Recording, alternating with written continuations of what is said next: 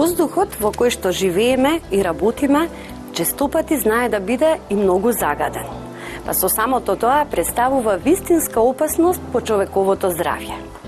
Присуството на билки во просториите во кои што престојуваме може значително да го намали внатрешното загадување и да воспостави така наречен екобаланс.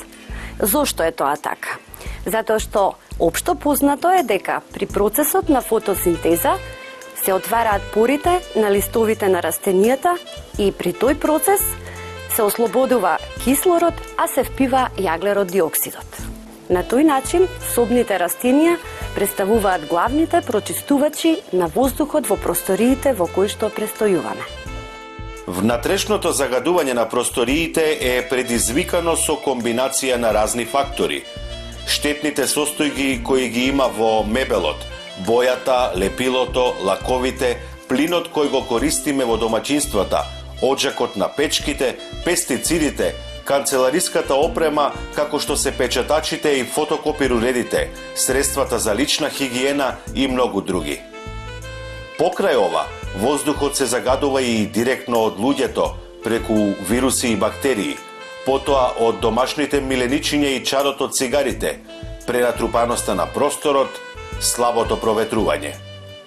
Воздухот кој го дишиме во домот или на работното место често може да биде многу поопасен од надворешниот.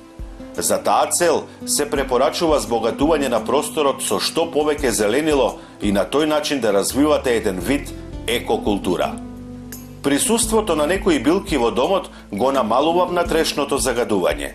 За време на фотосинтезата се отвараат порите на листовите и во себе го впиваат јаглерод диоксидот, а го враќаат кислородот. Некои видови растенија имаат посебни ензими и бактерии познати како метилотрофи, кои ги анулираат гасовите и ги метаболизираат штетните состојки што се причина за внатрешното загадување, па затоа се познати и како билки кои го јадат отровот. Претежно растенијата се наменети за водневните простории, но има и такви кои може да се чуваат во спалната соба, но без знаење не експериментирајте. Например, во дневната просторија, хризантемата ја намалува концентрацијата на формалдехид и сулфур диоксидот, алоe верата ја намалува концентрацијата на формалдехид, лилјаните ја намалуваат концентрацијата на амонијак, кактусот ја намалува концентрацијата на испарливите органски бактерии и го абсорбира електромагнетното зрачење, ја намалува концентрацијата на штетните гасови како што се јаглерод диоксидот и моноксидот.